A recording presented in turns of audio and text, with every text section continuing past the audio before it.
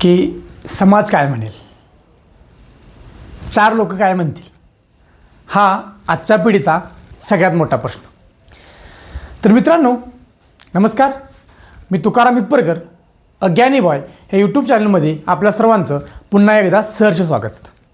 तर आपण आज एका अशा टॉपिकबद्दल बोलणार आहोत ज्या टॉपिकबद्दल मी खूप विचार केला आणि त्या गोष्टी मी खूप वेळा फेस केल्या. तर प्रश्न असा आहे की समाज काय म्हणेल. तर ह्यावरती एक लहान छोटीशी कविता आहे की समाजाच्या चौकटीत बसण्यासाठी अजून किती काही गमवशील, की समाजाच्या चौकटीत बसण्यासाठी अजून किती काही गमवशील, जास्तीत जास्त त्यांची मने जिंकशील, पण स्वतःला गमावून तू काहीच कमवशील. तर बघा मित्रांनो, आपण लहानपणापासून एका चौकटीत राहायला शिकलो की आपण असेच कपडे घातले पाहिजे, आपण असंच बोललो पाहिजे, आपण असं शिकलं पाहिजे, आपण ह्या गोष्टीतनं तेच केलं पाहिजे. तर ह्यामुळं काय होतं, आपल्या स्वतःची जी आयडेंटिटी आहे, आपली जी ओळख आहे, ते कुठं ना कुठं हरवून जाते. आता ह्या गोष्टी आपल्याला लहानपणी एवढं जाणवत नाहीत, पण ज्यावेळी तुम्ही महाविद्यालयीन कॉलेजमध्ये येता आणि तुम्ही बऱ्याच जणांना बघता ज्या गोष्टी सुरू करत असतील, त्यावेळी कुठं ना कुठे एक मनात राहून जाते की ह्या गोष्टी मला का जमत नाहीत. आणि ज्यावेळी तुम्ही त्या गोष्टी करायला सुरुवात करता त्यावेळी सगळ्यात मोठा एक प्रश्नचिन्ह तुमच्यापुढे उभं राहतं, ते म्हणजे की चार लोक काय म्हणतील. तर पहिल्यांदा मी याचे परिणाम सांगतो की ह्या एका गोष्टीमुळं काय होतं. एका गोष्टीमुळे तुम्ही तुमची सुरुवात करत नाही, हे एका गोष्टीमुळे तुम्ही स्टेजवरती जात नाही, आणि ह्या एका गोष्टीमुळं तुम्ही चार चौकात बोलत नाही, ह्या एका गोष्टीमुळं तुम्ही स्वतःला व्यक्त करत नाही. तर याचा परिणाम असा होतो की हळूहळू तुमच्या त्या मानसिक आरोग्यावरती त्याचा परिणाम दिसून येतो. तुम्ही तुमच्या स्वतःच्या भावना नीट मांडू शकत नाही, तुमचे विचार तुम्ही चार चौकात नीट पटवून देऊ शकत नाही.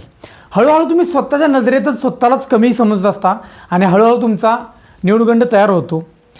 आणि ह्याचा परिणाम हळूहळू तुमच्या प्रोफेशनल लाईफवर कधी ना कधी पडत जातो आणि हळूहळू ह्या गोष्टी आपल्याला लक्षात येत जातात. तर याच्यावरती उपाय काय. तर मित्रांनो, ह्यावरती उपाय एवढाच आहे की तुमच्या डोक्यात जो प्रश्न आहे की चार लोक काय म्हणतील, आता हा विचार चालू करून करा की तुम्ही काही केलं नाही तरी चार लोक काय म्हणतील. हां, आता मला सांगा, तुम्ही एखाद्या घोळक्यामध्ये आहात, तुम्ही एका गर्दीमध्ये आहात, एका ठिकाणी उभा राहिलात आणि तुम्ही एखादी ॲक्टिव्हिटी केली, मला सांगा त्यातल्या किती % माणसाचं तुमच्याकडे लक्ष आहे. समजा आपण धरू की 10% माणसाचं तुमच्याकडे लक्ष आहे.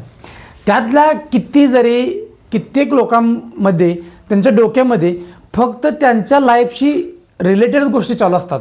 त्यांना काही घंटा फरक नाही पडत तुम्ही काय करताय, तुम्ही काय विचार करताय. त्याच्यामुळं हा डोक्यातून प्रश्नच काढून टाका की चार लोक काय म्हणतील. चार लोक म्हणाले ते म्हणतीलच, कोण टीका करेल, कोण चांगलं म्हणाल, कोण हसेल, कोण तुम्हाला टोमणं मारेल, पण फरक काय पडतो. शेवटी तुम्ही आहात आणि तुमची जी गोष्ट तुम्ही ठरले ती आहे. तर मित्रांनो, आपण आजपासून ते ट्राय करूयात की मी पण आणि तुम्ही पण, की आजपासून आपल्याला जी गोष्ट वाटते की आपल्याला ही गोष्ट करायची, मला ती गोष्ट करायची, तर ते आपण करून बघायची. त्यावेळी आपल्याला समजून जाईल की दुनिया खरंच कोणाबद्दल काहीच विचार नाही करत. हे फक्त आपल्या डोक्यामध्ये एक कन्सेप्शन बनलेलं असते. आणि तरच हे जे एक क्वेश्चन आहे की चार लोक काय म्हणतील, हा आपल्यापूनच नाहीसा होऊन जाईल. धन्यवाद. आज जरा